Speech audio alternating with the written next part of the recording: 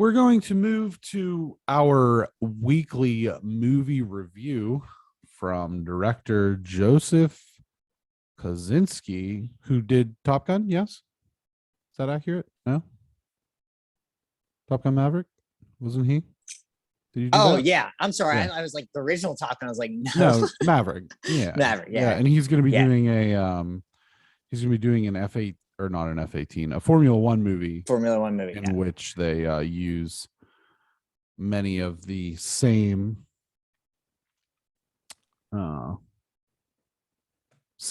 practical effects. Yes. So Joseph Kosinski, director, Spiderhead. In the near future, convicts are offered the chance to volunteer as medical subjects to shorten their sentence. One such subject for a new drug capable of generating feelings of love begins questioning the reality of his emotions, starring Chris Hemsworth, Miles Turner, Jurnee Smollet, and Mark Paguio. Spiderhead.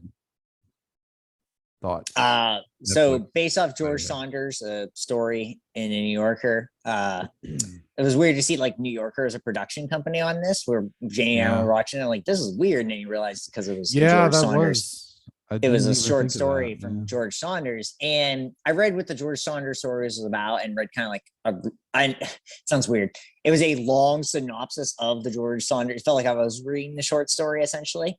The short story is different than the movie, but it holds for the most part fairly the same. I thought this movie was very weird, and it was cool seeing. To me, it was cool seeing Chris Hemsworth is not a hero. Yeah. And kind of like, for me, chewing on the scenery about it, like just enjoying this idea that I'm not Thor, or I'm not, saving anyone in this particular case.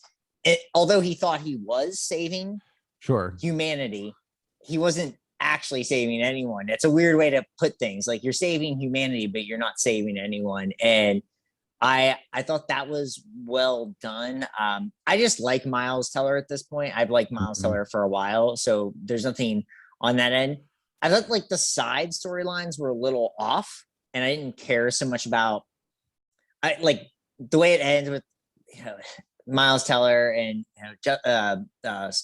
Smollett's character, Lizzie getting together. I didn't really care so much about that. I really cared more about what the actual main plot line was and what this Spiderhead, place is all about. I thought that was cool. And if it would have focused more on that, I would have definitely liked it way more. I still enjoyed this movie fine. I mean, to me, it was very well paced. It wasn't a long movie. It's an hour and 45 minutes or something too. So there's nothing wrong with that end of pacing. It was just one of those things where like they tried to bring in side stuff, which I understand. But this movie is definitely one of those movies. It's like, if you just focus the task at hand, I think you actually do better. But maybe then it's not a movie.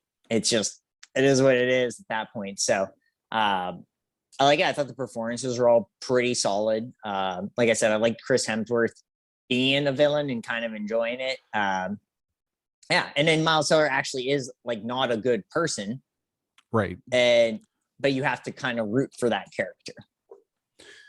Yeah, it's runtime without runtime without credits. It says on its Wikipedia is 107 minutes.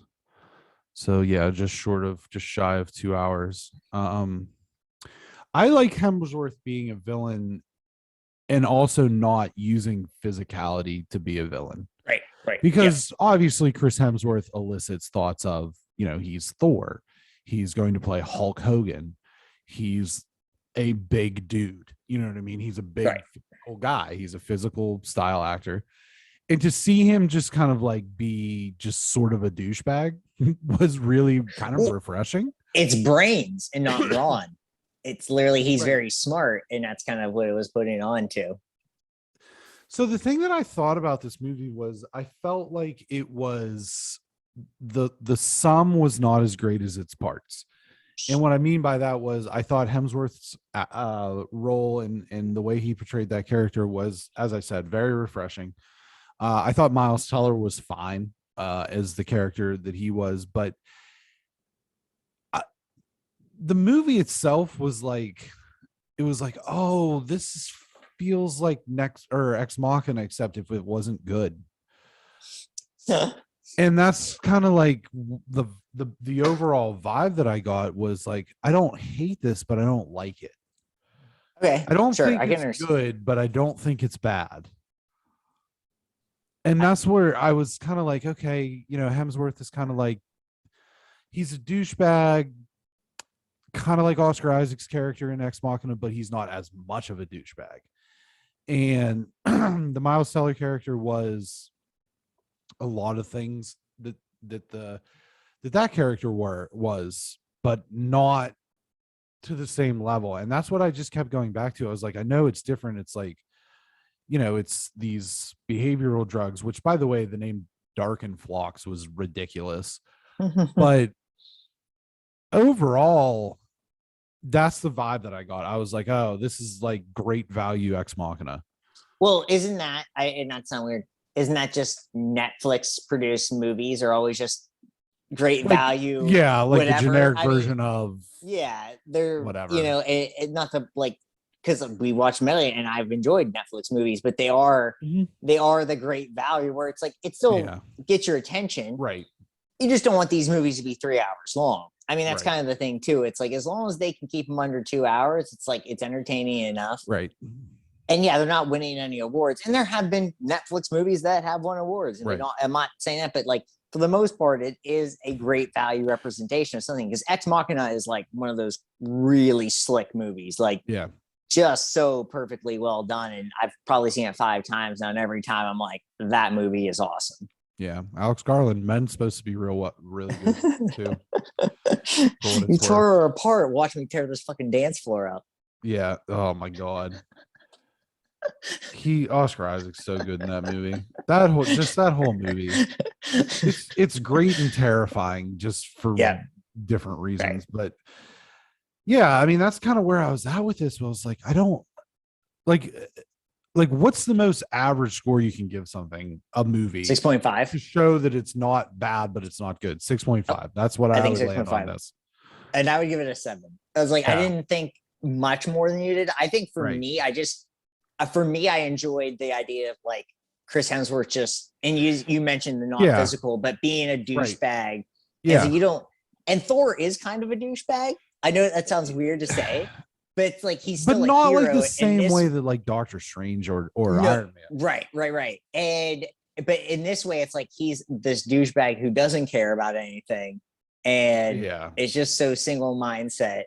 I think the only thing that was really missing is I wish there was some sort of like weird like workout scene with him. I think we did need. I know that sounds weird, but it's just like it is still Chris Hemsworth, and I think I know that sounds.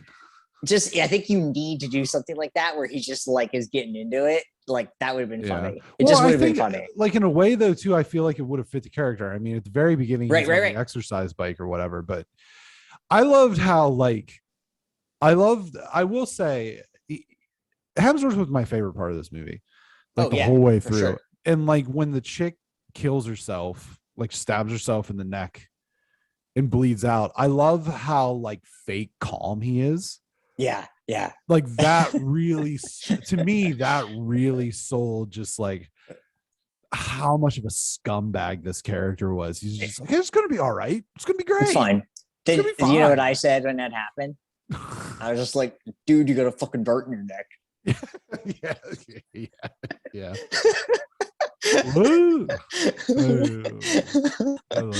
So you gave it a 6.5. I gave it a 7. I think it's fair. I think that's like kind of the ratings for this movie. I think is somewhere around there. No, it's doing real bad. Is it really? I've read reviews. I didn't look at Rotten Tomatoes for it. Yeah, RT had it critically in the. I think I don't have that tab up anymore. Do I? Oh, that's too bad. It's Yeah, no, it was. You were so harsh. I just don't know. Well, it wasn't that great. It wasn't that great, but I just like what. Okay, here we go. I